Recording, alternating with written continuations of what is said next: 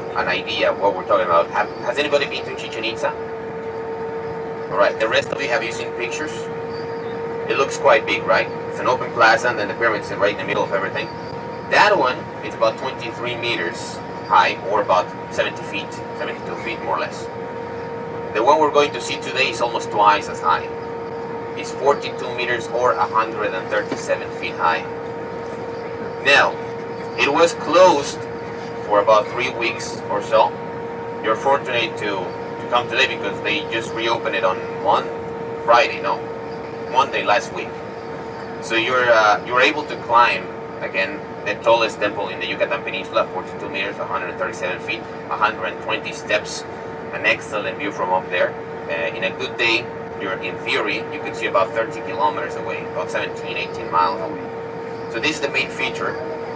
However, we also get to see a few other temples, including also the ball court for the Maya ball game, if you have heard of it. So it's about 2 hours. We're going to provide you with a bottle of water to carry with you on the way in. We'll have water and sodas on the way out. And actually, I need you to be really well hydrated, because even though it's kind of cooler now, well, for us, it's still quite hot for you, and very humid perhaps.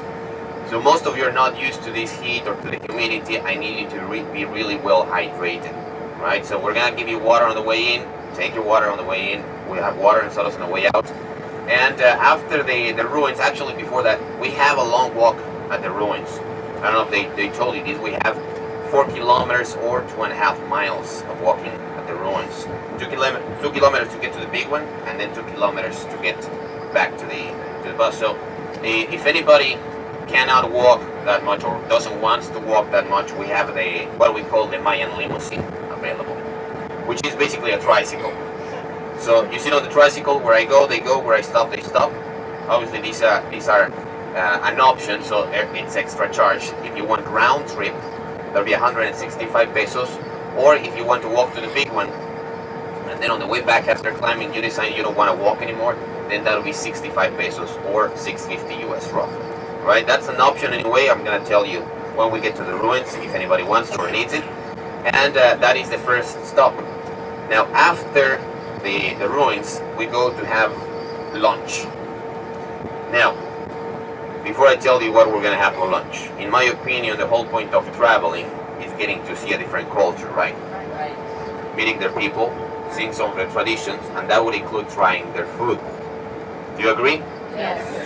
Are you sure? Yeah. No backing out now. So, traditional food, we're in the jungle, right? So traditional food pretty much comes from the jungle.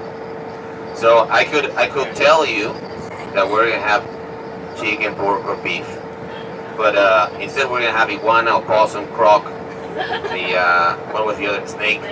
Yeah, and monkey brains with whipped cream. I'm not joking. No, obviously I'm joking, but I have to say, I mentioned this because everything I mentioned is edible. You heard probably that the snake and the iguana are edible very often. Okay, so they are edible. The croc is edible too. In fact, in Florida, in the States, they make hamburgers of alligators. And the opossum, I know that for most of you would be a roadkill, right? And it would be hard to wave that image of your head, but it's really good. I've had it myself and it's really good. And the monkey brains, I know the first thing that pops in the head is Indiana Jones. It is edible too. It is edible. It's considered a delicacy, in fact. It's very expensive, very difficult to get, but it is edible. Now, since all of these, most of these are actually protected species, we cannot offer you either one of these. Well, we could offer you the opossum, but like I said, it would be kind of hard in the head. So it's we're gonna give you chicken, pork, or beef, and the vegetarian option. All right. I need you to listen carefully, because I'm gonna tell you the options, and then afterwards I'm gonna ask who wants what, so that we can order it when they have it ready. So we have 4 options. Everything is prepared with purified water. You don't have to worry about that. And everything is rice, beans, salads, and then either chicken, pork, beef, or the vegetarian. All right. So we have the first option. We're gonna start with the vegetarian option. This is quesadillas. I don't know if you know the quesadillas. The quesadillas are pretty much tortillas with cheese, melted cheese inside, melted cheese on top. rice, beans, and salads on the side. Right? That's option number one. So are we clear? Option number two would be beef. Beef fajitas. I don't like to call these Mexican food. This is more like Tex-Mex, in between the States and Mexico. And this is pretty much stripes of beef with bell pepper, onion, kind of in a stew, with rice, beans, and salads on the side. I have to say, I'm being honest, beef is not exactly the best option because all this area is all limestone. It's a very thin layer of soil. Cattle here is pretty much unaffordable. So all the beef pretty much comes from other parts of Mexico. So even though it's an option, in my personal opinion, and for you to know, it's not exactly the best option, but it's available too, right? So we have beef fajitas, we have quesadillas already, and then we have chicken or pork. These are the traditional dishes of this area.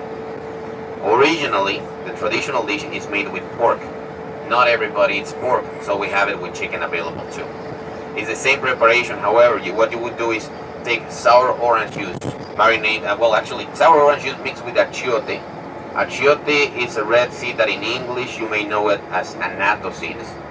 Powdered, mixed with the orange juice, marinate the chicken or the pork with this. Then you wrap it in banana leaves.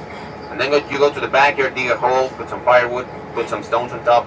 When the firewood consumes, the stones heat up, will be at the bottom. Then you put the chicken or the pork right there.